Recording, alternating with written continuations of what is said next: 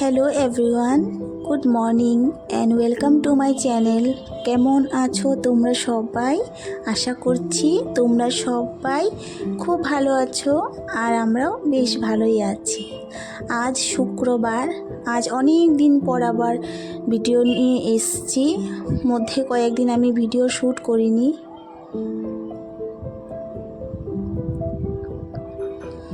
School থেকে চলে এসেছি মেয়েদেরকে দিয়ে, তারপর এসে ভিডিওটা শুরু করে দিয়েছি।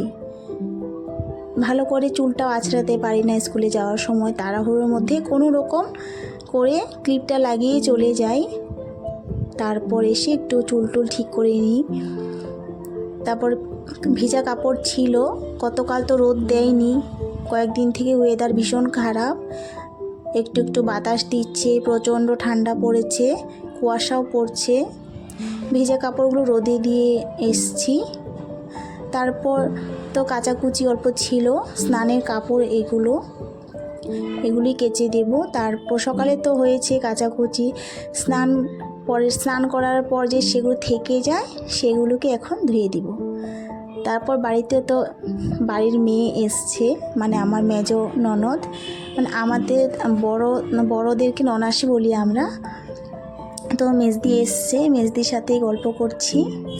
কয়েকদিন থেকে বেশ জমছে কথাবার্তা, গল্প, আর তার ফাঁকে ভিডিওটাও শ্যুট করা হচ্ছে না। সবাই বলছে কেন ভিডিও শ্যুট করছি না, কিন্তু আমি এই যে এটা সেটা করে আর মোবাইল নিয়ে আর ভিডিও শ্যুট করার সময়টাই পাচ্ছি না। কোথার থেকে শুরু করব সেটাই বুঝে উঠতে পারছিলাম না, তাই ভিডিওটাও শ্যুট করা হয়নি। তারপর ভাবছি না, এত ভালো ভালো মোমেন্টগুলো চলে যাচ্ছে, শ্যুট করবই এবার। তারপর আজ স্কুল থেকে এসে শ্যুট করা শুরু করে দিয়েছি। আর ভিডিও না দিতে পারলে না মনটা বেশ খারাপ লাগে, মনে হচ্ছে যে আমি সবই তো করছি, কিন্তু সেটা তো আর করছি না। ভিউজ আসুক আর না আসুক সেটা তো আছেই, কিন্তু ভিডিওটা দিতে পারলে না মনটাও ভাল লাগে। আর আমার বর তো আছেই, আমি ভিডিও শ্যুট না করলে একটু বলে আর কি, কেন করছো না, তুমি তো সবটাই করছো সারাদিন, কিন্তু ভিডিওটা তো শ্যুট করতে পারো। কিন্তু আমি এইটা করি সেটা করি, কিন্তু ভিডিওটা শ্যুট করে উঠতে পারি না। তারপর যাই হোক, আমি আমার কাজে লেগে পড়লাম, কোমর বেঁধে কাপড়গুলো ধুয়ে নিলাম। এদিকে আমাদের বিন্নি চালের ভাত হয়েছে দুধ দিয়ে, আর নারকেলের পুর আছে, বিহুর সময় করা হয়েছিল যে সেটাই আছে এখনও, সেটা দিয়ে আমরা সবাই খেয়ে নেব সকালের ব্রেকফাস্ট। সকালে চা, বিস্কিট, চিড়ে ভাজা, লাড্ডু সব কিছুই হয়েছে খাওয়া দাওয়া। এখন বাজে প্রায় 10:30টার মতো। এদিকে মাও সবজি কাটতে বসে গেছে। আজ তো শুক্রবার, আমাদের নিরামিষ। আজ মেজদি রান্না করবে। যে আমার বর, ওই যে আমার মেজদি, ও ভিডিওতে আসতেই চায় না। 2 বছর পর বাপের বাড়িতে এসছে।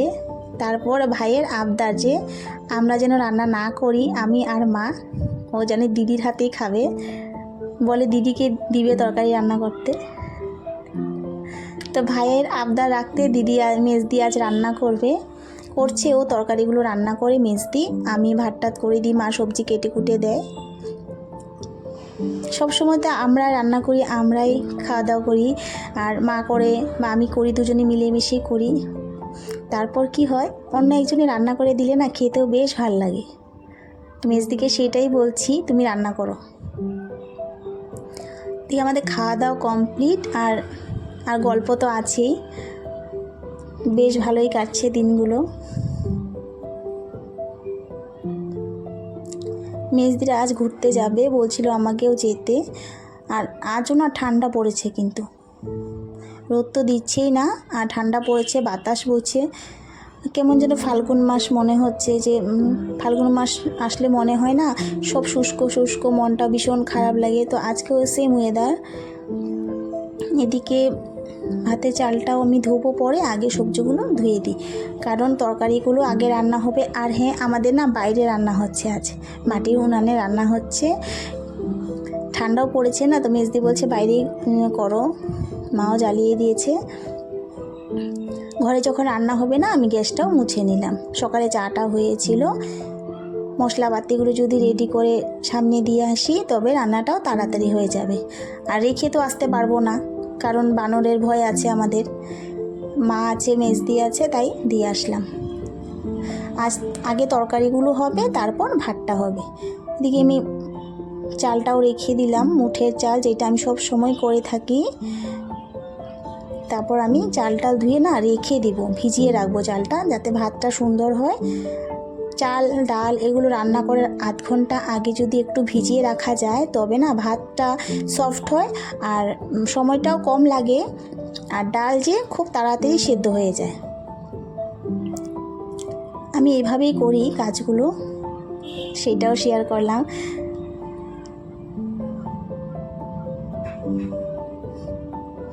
এদিকে আমার বর আজ বাড়িতেই আছে, কারণ ও গ্যাস আনতে যাবে, সিলিন্ডারটা আমাদের আজ আনতেই হবে। এই জন্য বলছি তুমিও খাওয়া দাওয়া করেই যেও, আর এখন আর যেতে হবে না। এই যে মেজদি রান্না বসিয়েছে, একটু দেখিয়ে দিলাম। বলছে আমাকে তুলবে না, না উঠো, কারণ তুমি আবার কবে আসবে, না আসবে, আসতেই চায় না বাপের বাড়িতে। আর এসছো যদি, তাহলে তো ক্যামেরাতে তোমাকে ক্যাপচার করবই, এই বলে কথা বলছিলাম। আর ওর ভাইয়ের সাথে এসেও হাসাহাসি করছি এই নিয়ে। মানে আমার বর তো মেজদির ভাই হয়, ছোট। দিকে আমি বেডশিটগুলো একটু চেঞ্জ করে দিয়েছি, 4-5 দিন হয়েছে চেঞ্জ করা হচ্ছে না। আর রাস্তার পাড়ে বাড়ি হলে যা হয় সব সময় বলে থাকি, ধুলো হয়ে যায় সব কিছু। এই যে বরকে গরম জলটা দিয়ে দিয়েছি, আর একটু গরম জল আমি রেখেও দিয়েছি, কারণ জলের বোতলটা ওয়াশ করব, সব সময় করে থাকি। আজ তো শুক্রবার একটু ভালো করে করব, তার জন্য আমি কি করি, উপর দিকটা না মেজে নিই আর একটু সাবান টাবান দিয়ে, কিন্তু ভেতরটা আমি কোনো সময় সাবান বা সার্ফ এগুলো ইউজ করি না। একটু কুসুম গরম জল দিয়ে, তারপর যে আমাদের টুথপেস্ট আছে, যেটাই আছে সেটাই দিয়ে আমি একটু ভিজিয়ে রেখে দিই, তারপর ধুয়ে দিই। তাহলে না ভেতরে যে জলের একটা জল থাকতে থাকতে যে একটা গন্ধ হয়ে যায়, সেটা আর হয় না। এদিকে মেজদি তরকারি বসিয়ে দিয়েছে, হবে ফুলকপি আলু সয়াবিন দিয়ে একটা তরকারি, একটা চচ্চড়ি হয়েছে, আর হবে ফুলকপির বড়া।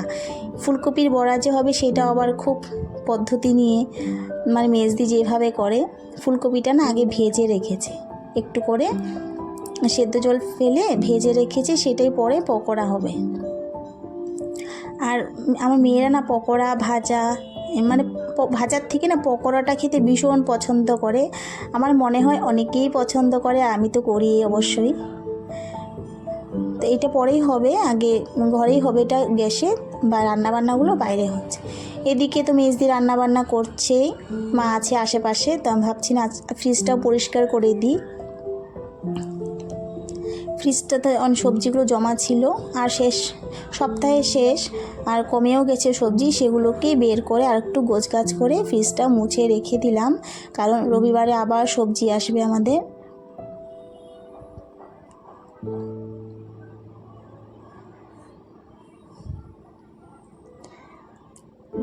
এই যে আমাদের পকোড়াও ভাজা হয়ে গেছে, আর এই পকোড়া ভাজাটা না শর্ট ভিডিওতে গেছে, কারণ তোমরা দেখে নিতে পারবে।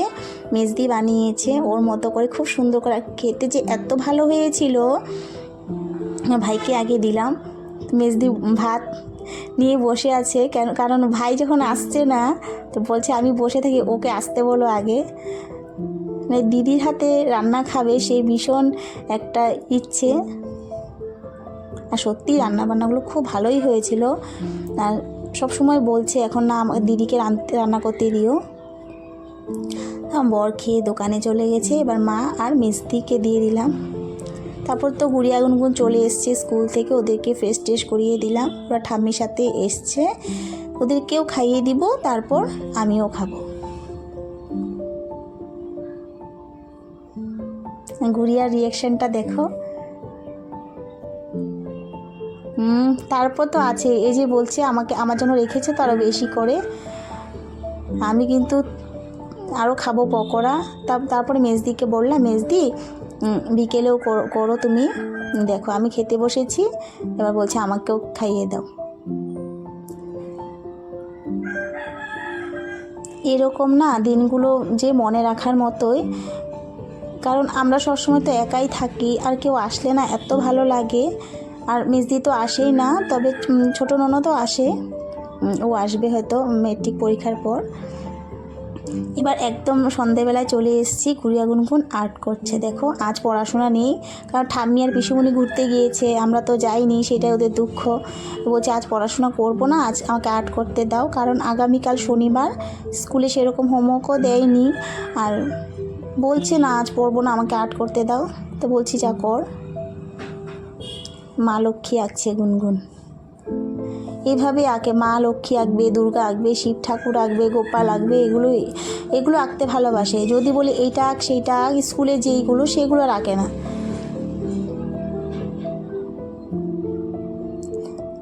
আজকে তাহলে ভিডিওটাকে এখানেই শেষ করব। দেখা হবে আরেকদিন নতুন আরেকটি ব্লগের সাথে। আর আমার ভিডিওটা যদি ভালো লেগেছে একটু হলেও একটা লাইক করে দিও, আর একটু যদি বেশি ভালো লাগে একটু কমেন্টও করে দিও একটা। আর একটু যদি বেশি ভালো লেগে থাকে সাবস্ক্রাইব করে দিয়ে চ্যানেলটাকে পাশে থাকা বেল বাটনটা প্রেস করে দিও। আর তোমার ফ্যামিলি আর ফ্রেন্ডের সাথেও শেয়ার করে দিও। দেখা হবে আরেকদিন নতুন আরেকটি ব্লগের সাথে। টাটা।